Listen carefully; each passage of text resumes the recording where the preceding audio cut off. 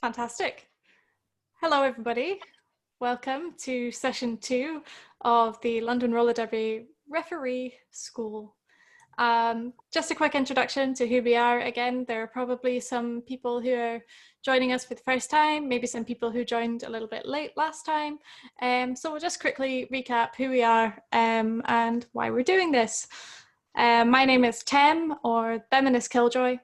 I'm a roller derby referee based in Glasgow, Scotland, and I have officiated WFTDA Derby for many years at all levels of gameplay. And then my delightful co-instructor human here is the wonderful Cluster Schmuck. Yep, so I am Cluster Schmuck. I am the head ref for London Roller Derby. I have been officiating for, I think, as a referee for about 4 years. I still feel like I have a lot to learn. And I've officiated at things like Continental Cup, FinV, Northern Takedown as a ref, and then things like WFTDA Champs and Euro Cup and things as an NSO, as a jam timer. What we want to do is just remind everyone who's in the call, so that every week we have kind of perspective of who we're talking to, and in the chats particularly as well. So we had a lot of people signing up for this, and actually about a third are already officials, so they know stuff, different levels of stuff, I'm imagining. Some don't know anything, right? They're new to roller derby, but would like to become an official. And some are players, so I imagine a mixed level of knowledge, but believe that learning the rules will help them with their playing.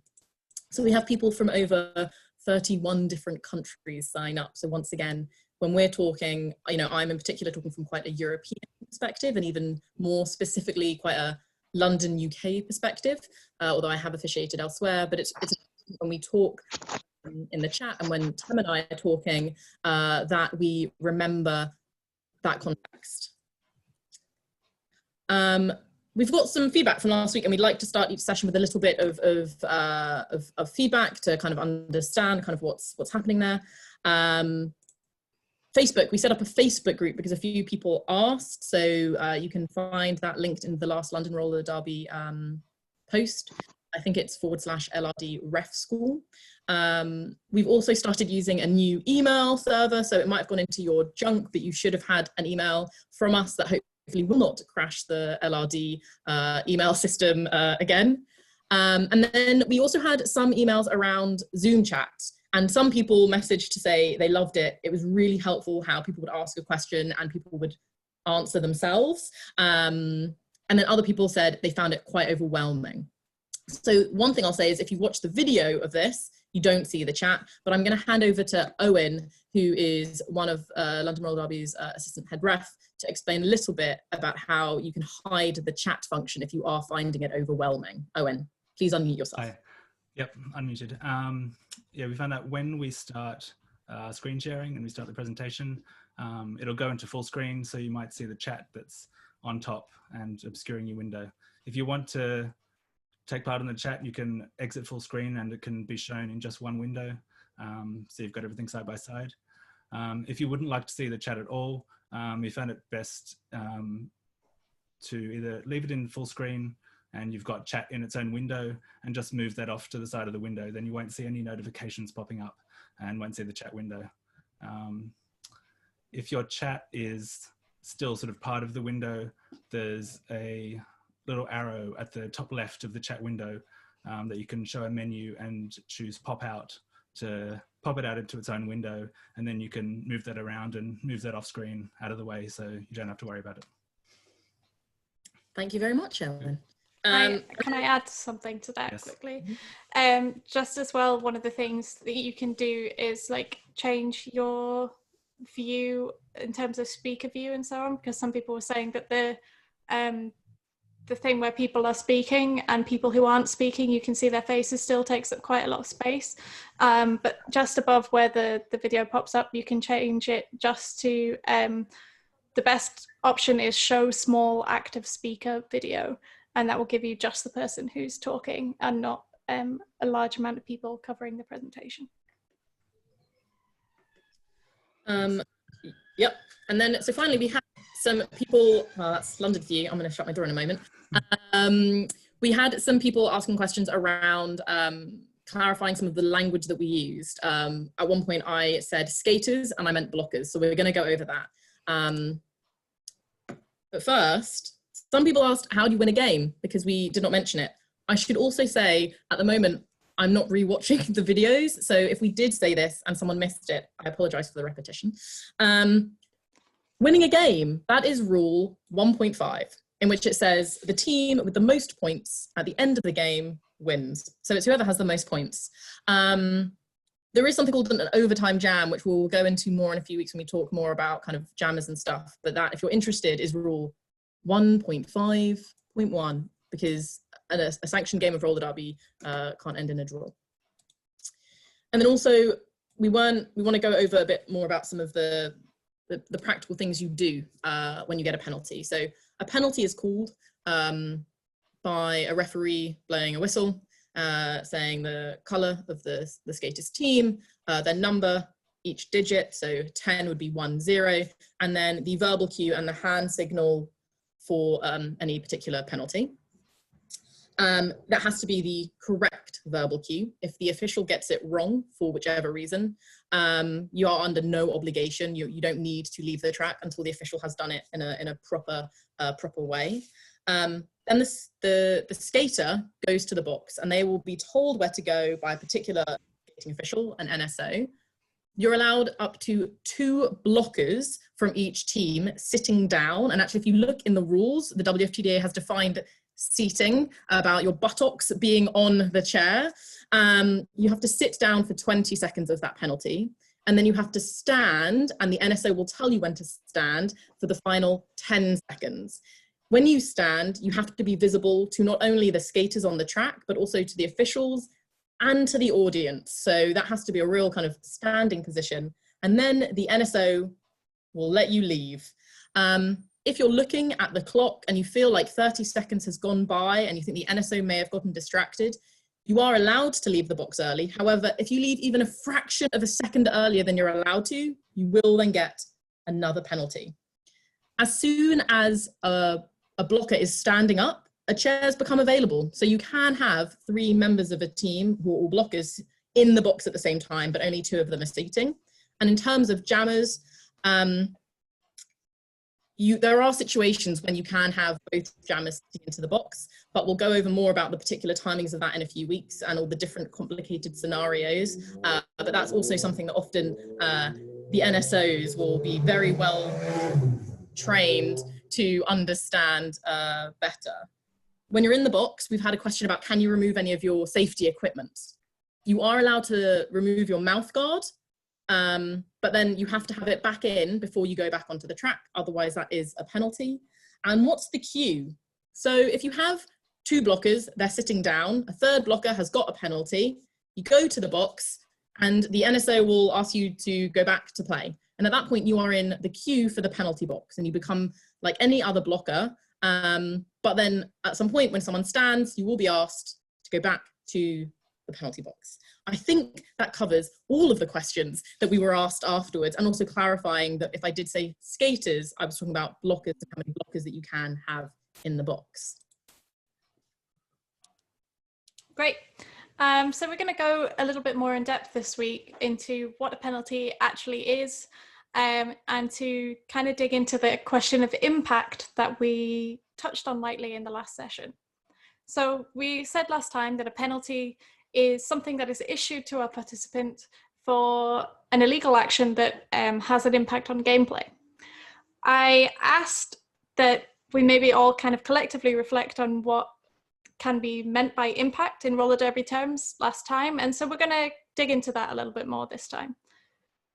Impact, we kind of understand, is something that gives that team an advantage. So an advantage has to be gained. It's something has to tip the scales of fairness and justice into the direction of the team who do the illegal action. Something that we see sometimes is an illegal action is initiated by a yellow blocker, and that gives the blue team an advantage. So even though an advantage in this situation has been gained, it hasn't been gained by the team who initiated the illegal action. So it's important to know who's responsible. When the illegal action is initiated, does that participant's team gain any significant advantage in the game? Now, this concept of advantage is a little bit fluffy, and we haven't discussed exactly what is meant by it. I wanted to try and see if we can ask the community about this, but we're going to try like a Mentimeter thing and see if it works. Because there are a number of ways in roller derby where there are particular advantages, so things that make the game skewed in terms of how easy it is to do well in the direction of one team or another. And there are some advantages in a game of roller derby that are always considered sufficient impact for a penalty. So to give one example so that you understand what kind of thing we're talking about, gaining position, hips passing someone, that impact as a result of, so the advantage is a gain in position. So gaining position is always considered sufficient impact for a penalty. So we're not talking specifically about particular penalties, because obviously a penalty is a penalty. That kind of defines itself. But we're talking about what are the results of the actions that are always significantly impactful. So we have some people coming up with some great things already. So yeah, gaining position, causing an opposing skater to fall. So knocking someone down, out of bounds, pushing someone out of play. That's something that we see a lot less frequently, or is understood less frequently to be sufficient impact. So for example, a block that doesn't push someone down or out of bounds, but does manage to push them slightly out of the engagement zone, that is sufficient impact for a penalty. Scoring a point, yep, gaining a position as a jammer. If your hip passes, you manage to score a point from something, this is always sufficient impact for a penalty. Sometimes some things are sufficiently impactful for penalties without leading to any advantage. So people have raised things like high blocks, unsafe and dangerous play. So there are things like that, that the impact is something being dangerous, something being outside of what roller derby is and should be. And those things are always considered sufficiently impactful for penalties. Destroying the pack, position, sort of game structure things. If you make it impossible for it to be legal for the opposing team to block by making sure there is no pack, and therefore they're not allowed to block, that gives your team an advantage, because suddenly nobody is allowed to block anymore. So these kind of things are always sufficient impact for penalties. I think that's all good for this one. So one thing that was mentioned in there as well that I just saw, which comes on to my next slide very, very wonderfully, is the initiation question of, if someone does something illegal to you, and then that leads to you doing something illegal to somebody else, you will not be penalized. If someone does something legal to you that leads to you doing something illegal to somebody else, you will be penalized. So it doesn't matter whether you meant to do the thing you did or not. If it was legal action that resulted in illegal action, the second person with the illegal action will be penalized. If it's illegal action that results in illegal action, the initial illegal action should be penalized if the impact is sufficient for a penalty. But what happens sometimes is you have an illegal action that is not sufficiently impactful for a penalty that results in a secondary contact that is an illegal action that would sometimes be considered or should otherwise be considered enough impact for a penalty. But because it was the result of illegal action, even though that illegal action wasn't in itself impactful enough, there will be no penalty at all in that situation. And that kind of brings us on here. So in terms of impact, lots of illegal things happen in roller derby all the time. Anything that is not covered in the rules, or not covered in the rules, anything that goes against the rules of roller derby is illegal. But you'll find if you watch a game of roller derby, for example, if you explain to someone before they watch their first game of roller derby, you're not allowed to use your forearms. You then go watch a game of roller derby and there are forearms everywhere. And everyone is using them to hold on to each other. Everyone is putting them like in front of each other. The arms are involved in all kinds of contact because most of the participants in a game of roller derby have arms and they are attached to their bodies. And so when they do legal movements with their bodies, arms are involved a lot of the time. This is why we have the concept of impact, because actually if we penalize someone every time their forearm got involved in any way in the game of roller derby, then everyone would be off the track all the time. And the penalties just become too much about enforcing punishment and less about, has this meaningfully affected the game? In some cases, the advantage that is gained is very explicitly outlined in the rules and in the casebook. So some of those examples that we came up with before of illegally gaining position is always considered sufficient impact for a penalty. These kinds of things are very clearly laid out, and that's why it's very important that you read the rules and casebook thoroughly. But sometimes things just don't fall under the rules, and we have to use our judgment. And that's why there's this necessity that we develop an ability to consider every action on a case-by-case basis. Has this meaningfully offered an opportunity, an advantage to the team that performed this illegal action?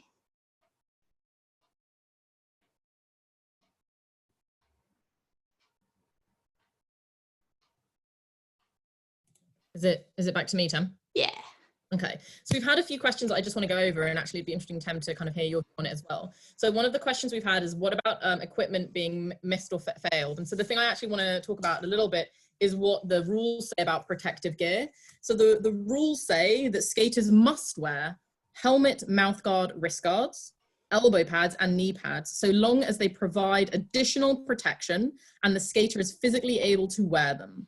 Skaters shall not be penalized if the equipment does not provide additional protection for the skater. So what that means is, if you are a skater who perhaps doesn't have a wrist or an arm, or there are particular parts of your body in which having that equipment is not actually helping you, you don't need to wear it. And that's an update on the rules from relatively recently. But what it does mean is that otherwise you should be wearing that protective gear. Your equipment should be in the same condition as when you got on the track as to when you leave the track. So often that's why you might see that if someone's knee, in their knee pad, they have a bit that comes off of it, you might see an official who's like saw that person and is trying to give it back to them, because it is important that whilst you're on the track, you are as safe as possible. Which is why if you don't have all of the equipment that you need, you won't be able to play. As an official, you have to still, a skating official, you have to wear all of that equipment as well, apart from a mouth guard. Some skating officials do wear mouth guards and some do not. There have also been some questions on what happens if the verbal cue or the hand signal aren't right.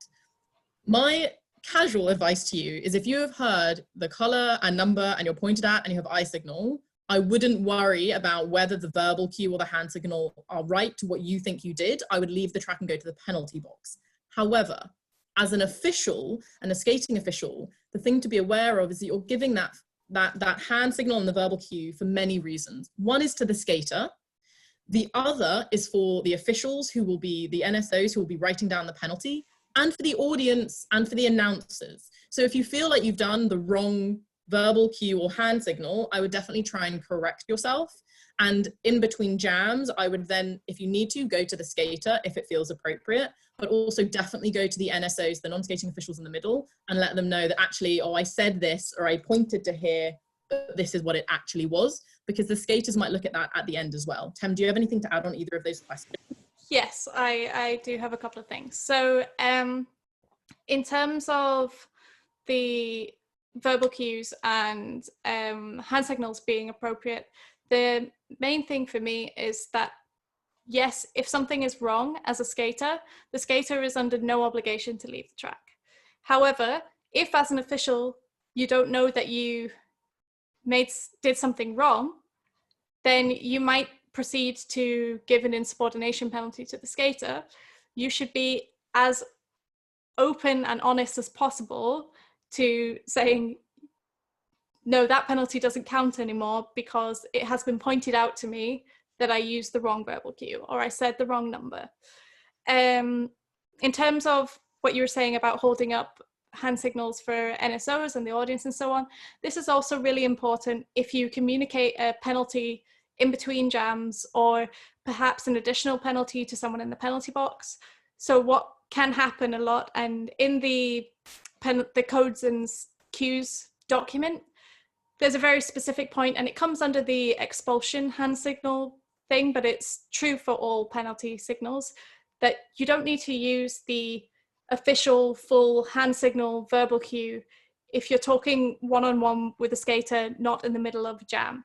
It is perfectly acceptable, particularly if you think it won't escalate conflict, to put some things around the edges of your communication and to say to somebody, I'm issuing you a back block penalty, without doing the full, I'm going to come up to you like a robot and do like the hand signal and the verbal cue and just send you to the box with a point without actually just having a conversation with someone. It is important that you be very clear about what you're doing. And it's also important that if you then go into the middle of the track, if you are having a very quiet one-on-one conversation with a skater, no one else knows what's going on. So for example, if you skate over to the penalty box, you say, Black 1-5, you have an additional cut penalty that wasn't recorded appropriately, that wasn't delivered appropriately in the course of that jam. You will have to serve that 30 seconds now. We all understand, great, you turn around, skate back into the middle of the track. It is absolutely vital that you take a moment to hold up the hand signal very clearly, so that everyone else knows what weird little conversation you just had privately with that skater.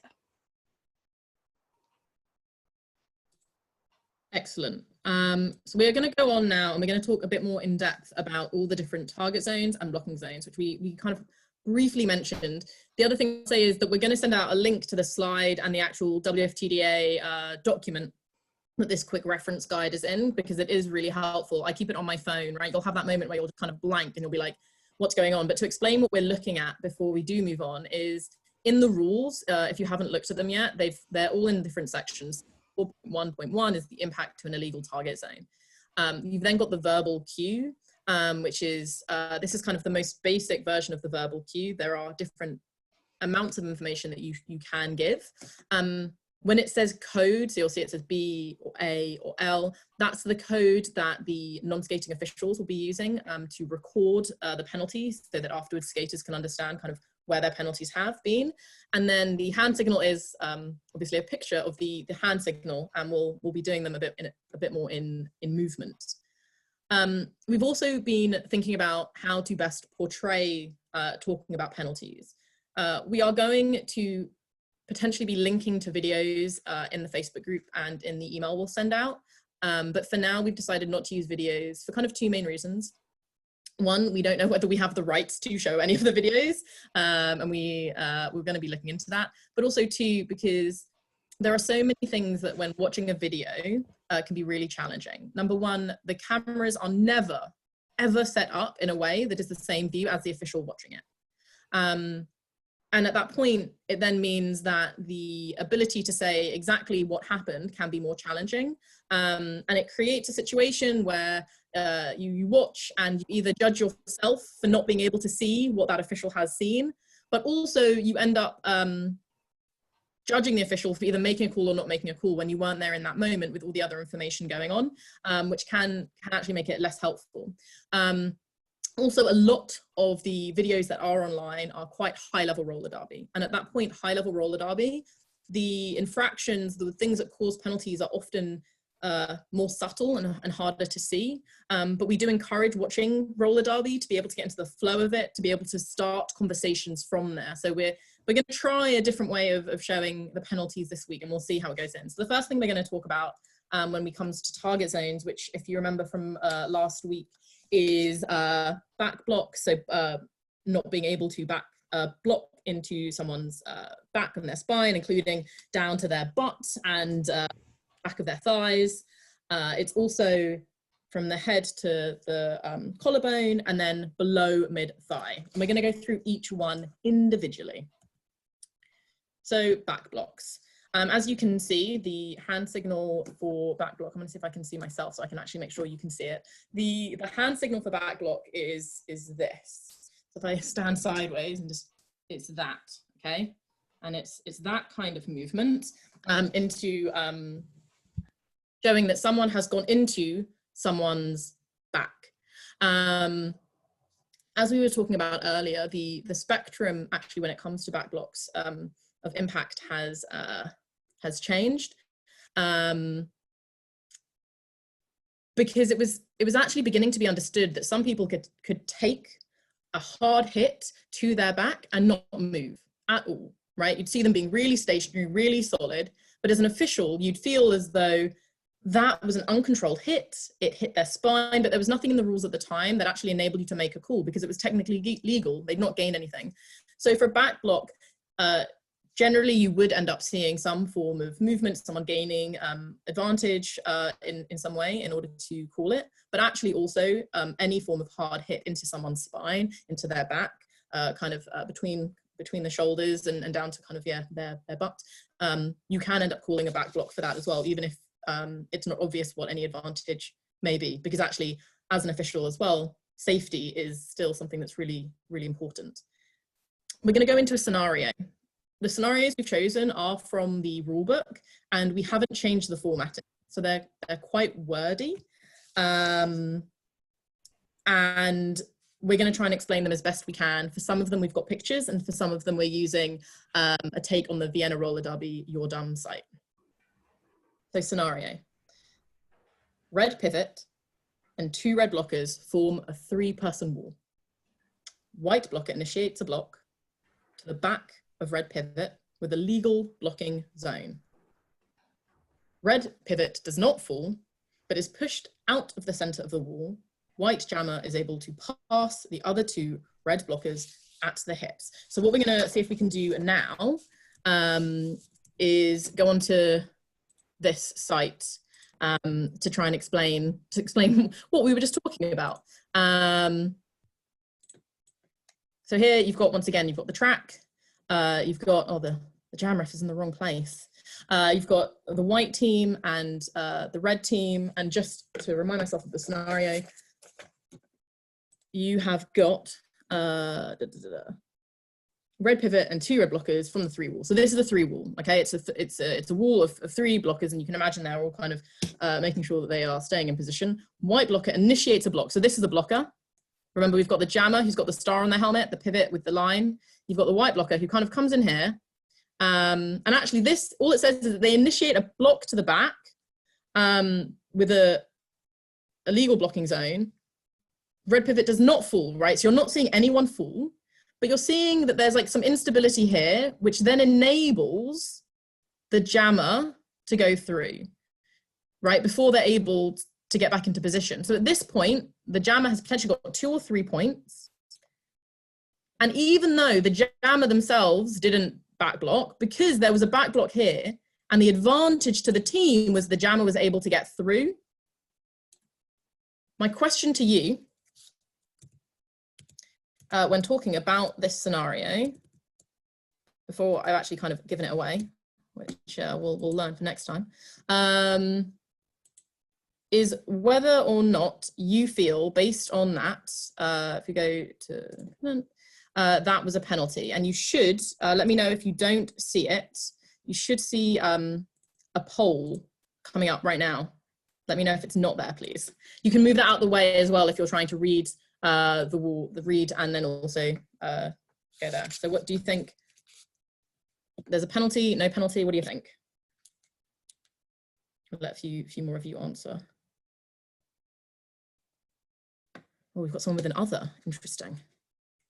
I'm always intrigued what they are. Yeah, a few people are saying what the program is. So whilst I'm waiting for people to vote, that program is called You're Dumb. We've put a link into the Facebook group and the email address. It's the slightly adapted version. You're Dumb is created by Vienna Roller Derby. It's an amazing resource by them. We've changed it slightly to make it slightly more accessible. So we are hoping that you're finding the contrast of the color a bit more accessible. But it's Vienna Roller Derby, and it's You're Dumb, and it's great. It's really wonderful. Okay, so here we've got 83% saying yes, there should be a back block issued, 17% no, there should be no penalty issued, and 1% other. If you want to, in the chat, please say why you've said that, if you said yes or no, and particularly I'm intrigued by the 2 people who've said other. I am going to end the poll for now though, and see if I can share the results. If everyone, I don't know if you can, hopefully you can see the results. So the outcome is white blocker is penalized. And the reasoning behind that is even though white blocker did not gain advantage from their block to an illegal target zone, so they themselves didn't, a teammate did. The white jammer earned passes and therefore scored points. And I think sometimes when it's a bit blurry like that, it's always really helpful actually to ask the official, or maybe the coach of the team will end up asking to go, what was the advantage of that? Why was that, you know, worthy of a penalty?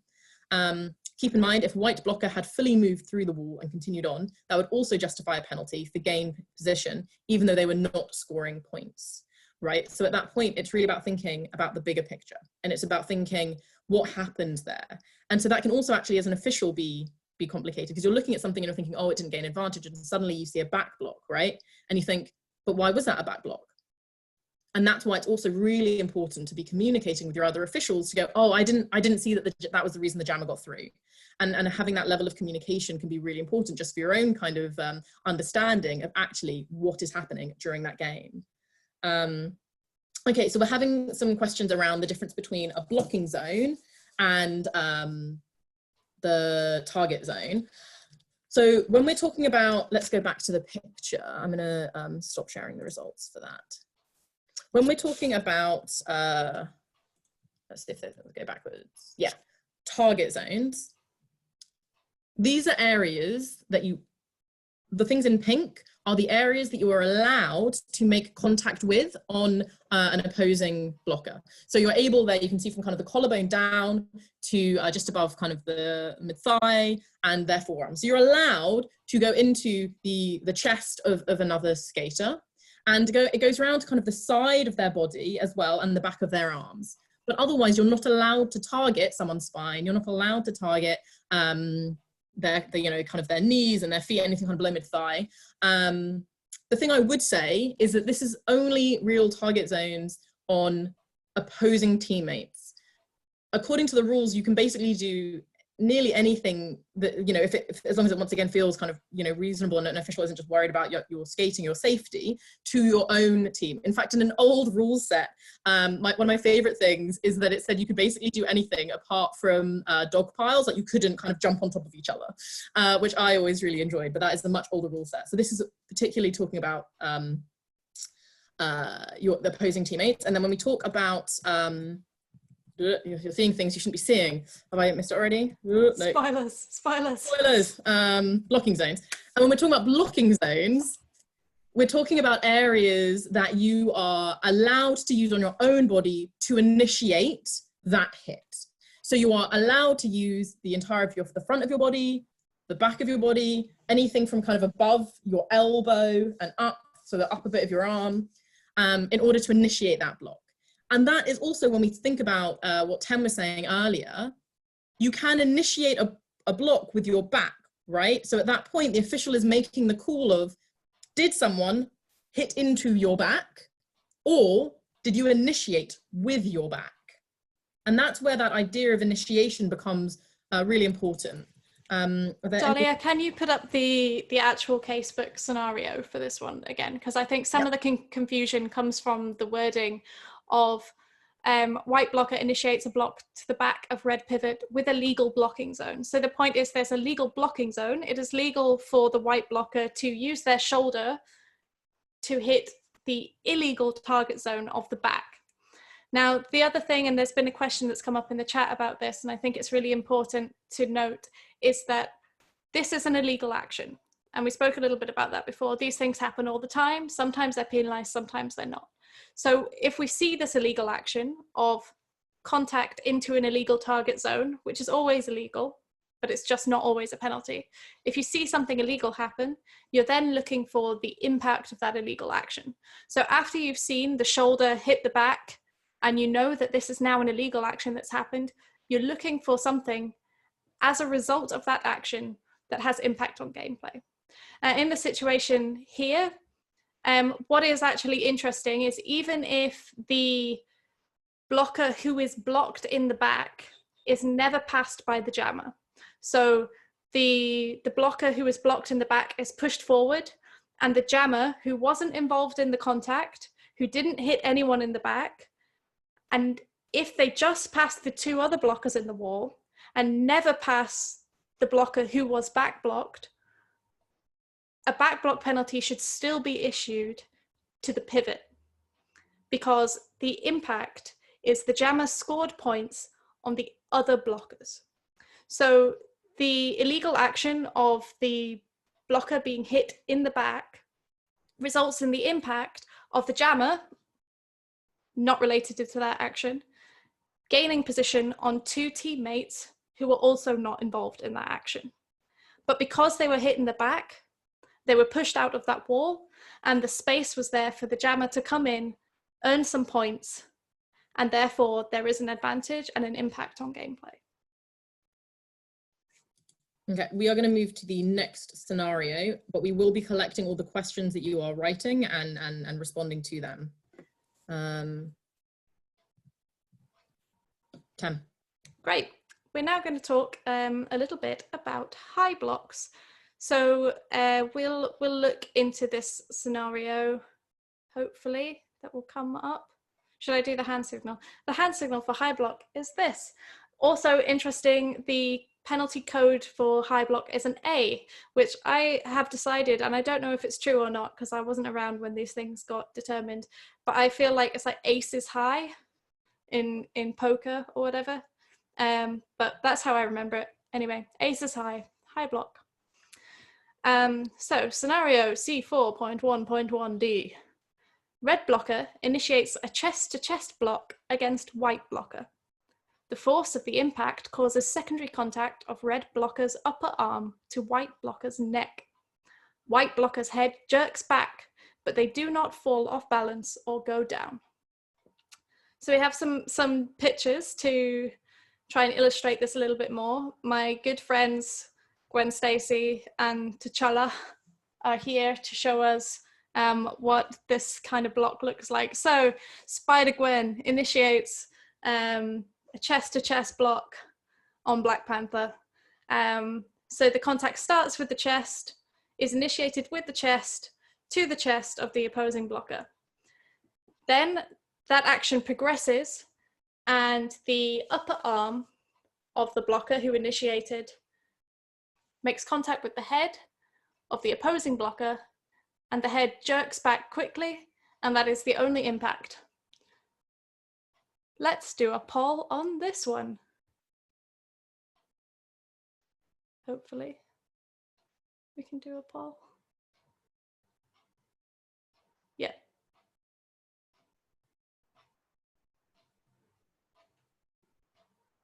Is this or is this not a high block?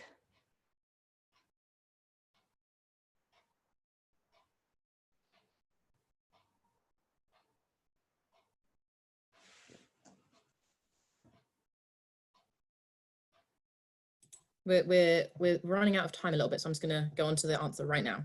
Yeah. Do you want to share the result of the poll? Can you do that? Did you do that? Yeah.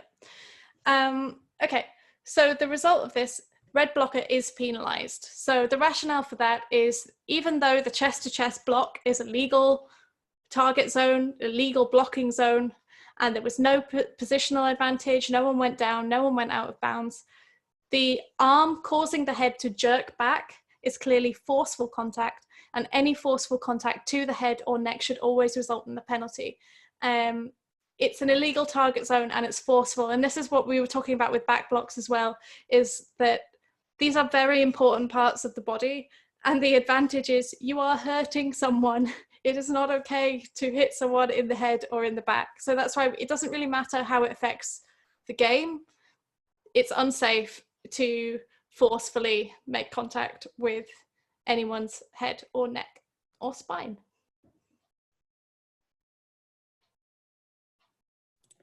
Well, okay, so we are now going on to a low block, in which the code is L, I imagine for low, and the hand signal is this.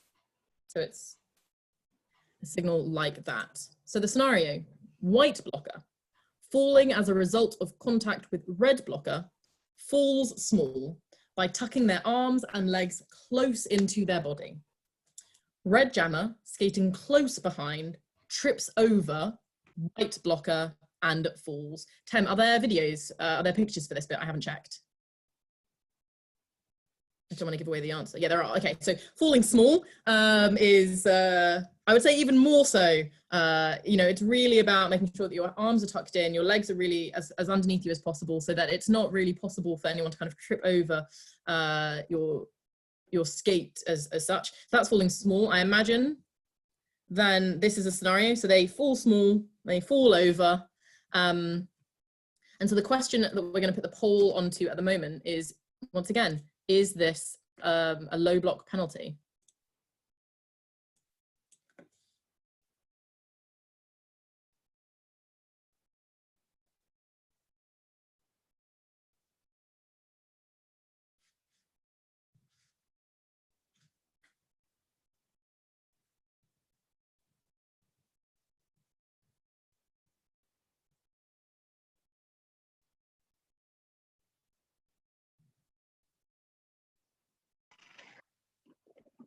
Whilst we're waiting for the poll, there have been some questions around what constitutes forceful for a back block. If a jammer makes contact with the legal target zone of a blocker and moves gently to the back and pushes forward without gaining position, is that forceful? For me on that, you would have to see it, but if the contact starts as legal and then there's kind of a movement around, I would say that that isn't forceful, and that would be legal to me. But it will so depend on that particular situation and where you see that initiation happen. But I think if the initial hit is the forceful bit is really on the side and it isn't on the back, and then they happen to be moving around, then that's what sounds like a very hard legal hit. You've also, sorry, just it's also specifically used the word gently in your description of the action in terms of the question that was posed there. And if you determined that the contact to the back was gentle, it was not forceful. Yeah, very true. So back to the outcome for scenario C4.1.1.A. There would be no penalty. White blocker did everything in their power to prevent themselves from being a hazard. And there was no time, as it said, for them to be moving out of the way. But the important thing about keeping in mind is, were this the third time the white blocker had caused an opponent to fall in this manner, they should receive a penalty. White, while falling small, mitigates, so it kind of tries to reduce the risk of the safety risk of a skater falling on the track. Excessive falling with impact represents a larger safety risk that should result in a penalty. So there is this idea, if they continuously do that an official should be aware of it. But actually, if you fall small immediately and there's no opportunity to get around it, then that would be a low block. If you were to fall like that in a more sprawled way, that would be a penalty. And sometimes it's about whether the officials feel like they had the ability to move around, because actually if someone's fallen small and then you fall over them and you've had enough time to get out of the way, you could also then end up getting a penalty. So it depends on that particular situation as to what happens. I don't know if you've seen the results for this. I don't know if I shared them. So yeah, 83% of you said no, there should not be a penalty. 16% said yes, there should be a low block issued.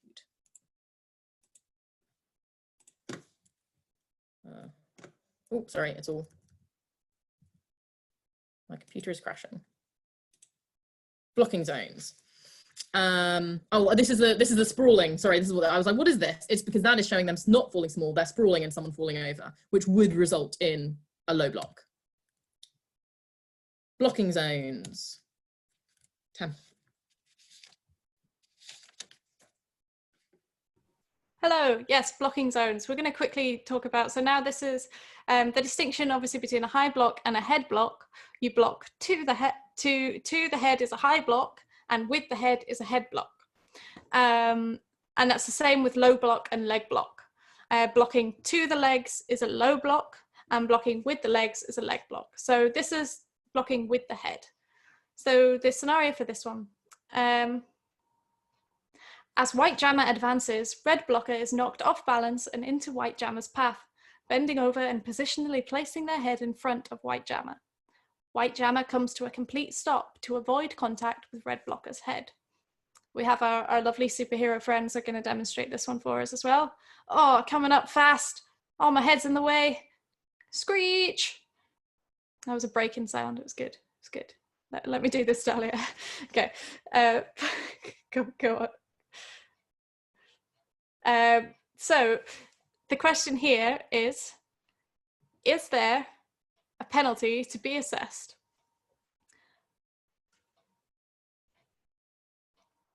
So we're looking for, is there a head block penalty to be assessed to the red blocker?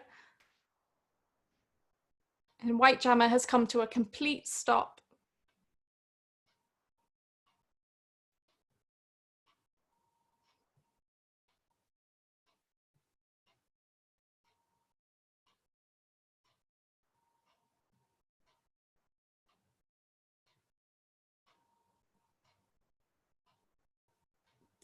I've ended the poll just for time's sake. Great. So Perfect. So there's been a couple of questions about whether we're talking about intentionally or otherwise. As we go to the result, I'll explain some of those things. So it does specifically say in the casebook entry that the blocker is knocked off balance and their head is positionally put in the way. So one of the keep in mind things here is about intentionality. So the outcome of this situation is no penalty. The white jammer completely lost their momentum, which would be considered impact on the gameplay, but unintentional positional blocking with the head cannot be penalized because there was no contact. Positional blocking with the head doesn't really exist. Now it does exist in the realm of misconduct, and that's to do with intentionally presenting your head. Now it's very important to understand that intentionally presenting the head is misconduct and not a head block. You can only get a head block penalty for making contact with your head. If there's no contact and it's only positional, then we're in the realm of misconduct for doing things that are just so unsafe and outside the realm of normal gameplay. Back to you, Dahlia. Okay, so we have 10 minutes left and there are so many questions. So Tem and I are going to collect all the questions up and work out a good way to try and cover some of it in future sessions. This is kind of the first of many where we're going to be talking about these types of scenarios, and then maybe make some additional videos to kind of answer some of your questions as well, if Tem's up for that. So leg block. We covered a bit about leg block. We're going to talk about this first, even though I know it goes forearm and then leg block. It's E. I always remember it's E for leg, like, you know, the E in the middle there. And it's a kind of a movement where you're pointing down to your leg. This obviously depends on how you see the impact happening as to whether you call a leg block. We're actually not going to do a scenario on this today, just for time's sake. So we're going to go straight to one of the most, I think, controversial penalties when I speak to skaters, the forearm penalty, which, just for clarity's sake, actually also includes the elbow. So you might hear forearm as a penalty being called, but actually it could be that the impact was anywhere from the elbow up here, because obviously you can't use your forearm to impede a skater and create change. And I think obviously a forearm is okay if it's really close to your body. So it's really close, that initiation is really close, and it becomes actually part of your torso. What can end up happening with forearm particularly is that the initial thing will start really clearly, very close to the body, and then your arms will gradually move further and further away. And then it depends on how much of an impact that forearm is having. But also, obviously, if your arm is just kind of out and you slowed someone down, or made someone fall or anything like that, then it's also a forearm. So the scenario we're going to talk about is white blocker initiates a block against red jammer using their upper arm against a legal target zone. The natural momentum of the impact causes additional contact, sliding down to the white blocker's elbow. Red jammer ends up out of bounds as a result of the action. So I think this is the picture to try and show that, and how it's gradually sliding down until the jammer is out. So the question we have, based on the information that you have in this scenario, is do you think that this would be a forearm penalty?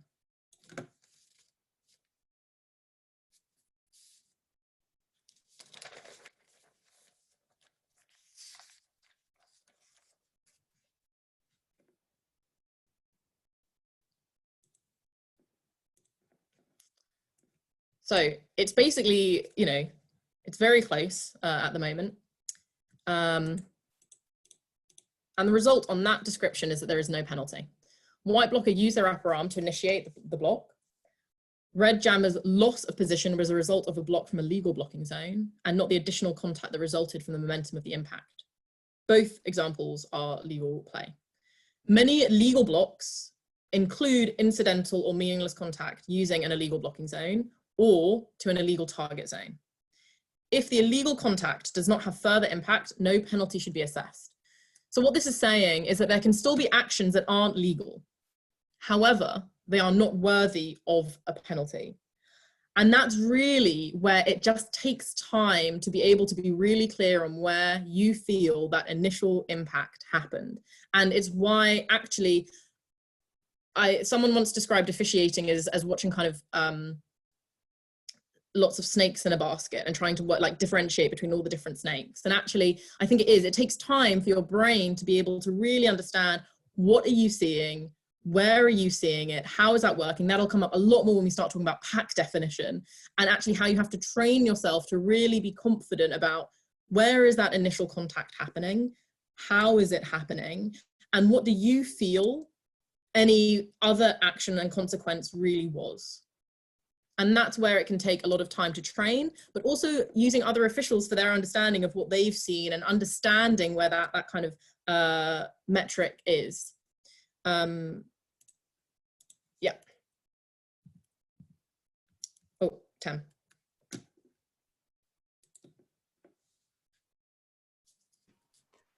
Right, in this situation, the white pivot attempts to join the other white blockers, but is held back by a wall of red blockers. White pivot wiggles past red blocker on the outside line, using their forearms on those red blockers to hold themselves in bounds. We have a little depiction of that with the boys. Oh yeah, with Erdum and also the boys. The boys being the superheroes.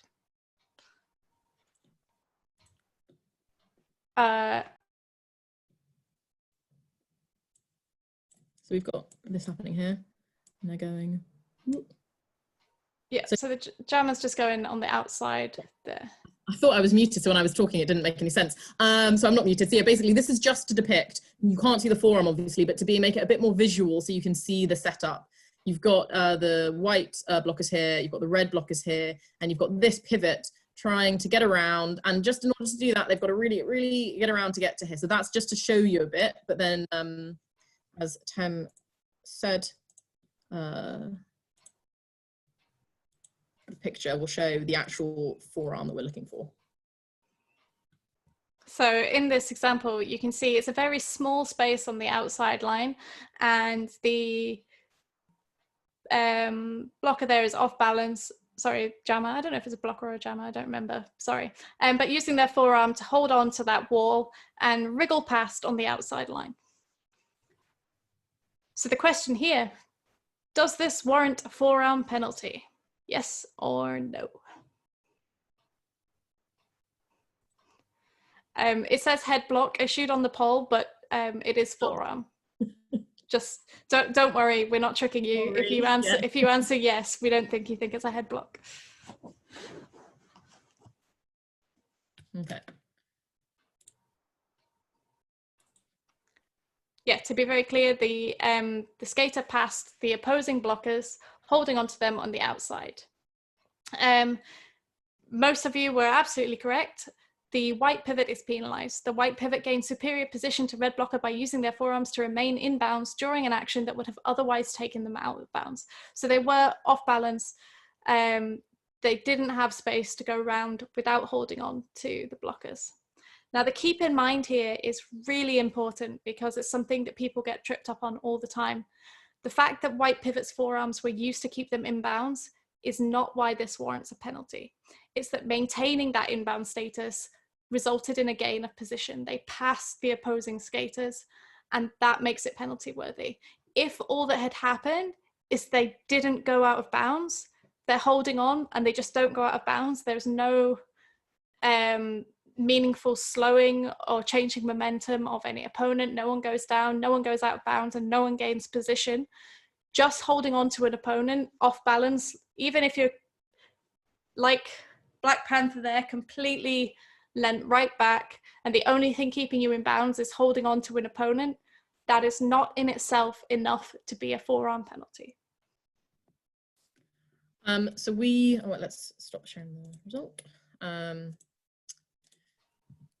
We've gone over a ton, like an absolute ton in the last kind of 55 minutes or so. Some things to look at, and we'll put them in the email as well, is the WFTDA officiating cues, codes and signals site, and then also the WFTDA penalty guidance, and then obviously the rules. That's where these case studies came from. We're going to go through all the different questions that you've been asking, because there is so much, have I been muted? Sorry. There is so much nuance and so much subtlety that can change in different moments, and we really want to try and make sure that we can have that depth of conversation. But today we wanted to give that kind of basic understanding of all the target and blocking zones, so that when we started to go into a bit more depth in the future weeks, there was a kind of a base level of understanding. Memory exercise. Tam, do you want to explain this? Yeah, so quickly, if anyone's interested, and I'll put this link directly in the Facebook group. But this is a little video that I made that I kind of feel in my heart would be significantly better as some kind of like flash game type thing, that I have zero coding skills and didn't teach myself coding this week. I apologize. But it's just a video, and the idea is that you use it to help train your memory and your focus. We've talked a lot about what actions are penalties, but the thing is, you can see all these things theoretically, and when they're written down clearly in the casebook that this thing happens and this does this and does this result in a penalty, and even if you get those things right 100% of the time, if you don't see clearly that this thing happened in this illegal place to this legal thing doing this illegal thing, you can't call a penalty because you haven't actually seen it. So the point of this exercise is to develop some of the skills that you need to maintain focus, hold multiple pieces of information at the same time as physically activating your body. So the idea is that you choose some kind of physical activity. Maybe if you're on skates, you can do grapevines, footwork drills, anything where you can face forward and see a screen. You can also, I do it with juggling, is useful because it demands your focus in a big way, but there are some suggestions in the video. And then it's a simulation of counting points and tracking the position of the pack. There is only one outcome in this video, like it's the same every time because it's not an interactive coded game situation. So you can only really do it once without knowing what the answer is. But if anyone is amazing with computers, it would be awesome if we could develop it more. But yeah, please do feel free to have a go at that exercise. And the other thing that we were also talking about, just like Tem and I kind of more casually, is actually if you've got games like Just Dance and things like that, they're actually really amazing for some of these skills where you might start off just looking at the main character, but then you'll notice like on the bottom that there's like things that are coming up ahead. And even doing that kind of stuff, like you can find all the clips on like YouTube, and like just training your mind to start looking at multiple things at a time can be super helpful. So what we thought we would end with, actually, let's do the end bit, and then we're going to try something out just as a bit of an exercise, because I know that we're now 3 minutes late. Is if you need to run away, please do. We're just going to do an exercise practicing hand signals and things. But otherwise, see you next week. People have asked whether you need to pay for this course. This course is entirely free. Tim and I are very happy to give our time to kind of talk about this stuff and help people and like educate ourselves and help support the Derby community. If you did enjoy it and want to donate to London Roller Derby, the link is there, but also any donations to any of the food banks around where we train, so in Tottenham, in Southwark and Brent, would be greatly appreciated as well. But once again, this is free. This is meant to be as accessible as we can possibly make it. If you are still with us, what we thought we would do is we're going to exit sharing screen mode. If you would like to, go into gallery view, and Tem and I are going to tell you some penalties and then ask you to do the hand signal to the camera, okay? So at this point, I don't know how this is going to look, to be honest, in the video, because we've got it set up so that it only shows people who are talking, but we thought this would be a nice way to share it. So I am going to exit sharing screen mode, if I can, stop sharing. Go into a gallery mode. And Tem, do you want to start this off? Yes, I can do. Do you actually have a gallery view? I can't seem to make that happen. Anyway, I just have your face really big. If you're on a computer, if you go to the top right, you can press gallery view on the top right. Oh, I've got it now. On an iPad or a device, it might be top left. So I think it depends on the device you are on, but it depends, yeah. Great. Okay, so the idea is I'm just going to call out a penalty, and we're going to try all at the same time to hold up the hand signal for that penalty. So let's start with back block. Hey! Wait, nailed it. Amazing. Let's do head block. Oh, yeah, oh. yeah, I didn't see anyone doing a head block. That's great. So it's that one. Head block. Yeah, that was a head block. Okay, Tem. Low block. Oh no, we've got someone doing a low block, and we've got some people doing a leg block. So a low block is the one where you touch the top right shoulder. That's the low block. Yeah. I remember it that the leg block, you're pointing to your leg, and it means someone has used their leg for something, whereas low block means that you have blocked someone low, and I've remembered it. I don't have any easy tips for that. Okay, just so everyone else knows what you mean by pointing to your leg. Leg block. Everyone's trying to work out how this points to their leg now. Yeah. Okay. Take the sky, put it on your leg. Yeah. So high block. Yes, it's the kind of like it's power like ballad. It's like a fist pump, but a really clear high fist bump, because you want to make sure the NSO, the audience, and everyone else can see it. So if it's a small fist bump, it's not good enough. I think. Oh wait, Tam, there's one more. Do you know which one it is? I can't keep track because I thought we were doing them in order. Forearms. Yep, forearm. Yes. Excellent. Yep. Perfect. Okay. And then bonus round, because there are lots of other contact penalties that have nothing to do with illegal target zones or illegal blocking zones. So let's do last one, bonus round, illegal contact. Illegal contact. So if you go to speaker view again, you can see Tem doing it right now with their camera slightly out of focus, so it looks great. Okay, I've just got my hands like intense in the foreground. Yeah, so that one's kind of a new one from a quite recent update. So particularly if you're coming from officiating a little while back, you maybe don't know what illegal contact is, but we shall all learn together. My camera's gone forever now. I remember illegal contact by being like, they've done a hit in a place they shouldn't, and it's kind of like you're hitting a hand, because there's contact where it shouldn't be. But we will be going over illegal contact. That was more of a bonus round, so don't worry about it. It's not that you've missed something that we've said. And on that note, thank you very much for participating. I'm sorry that we ran 7 minutes over. and see you next week. We're going to gather all of your questions up and try and do something with them. We know we covered a lot. We appreciate all of your feedback. So if you have any, please comment in the Facebook group or email us at officials@londonrollerderby.com. And on that note, I hope you have a great rest of your weekend. I'm going to stop recording now. Woo. Woo. Thank you. You guys are awesome.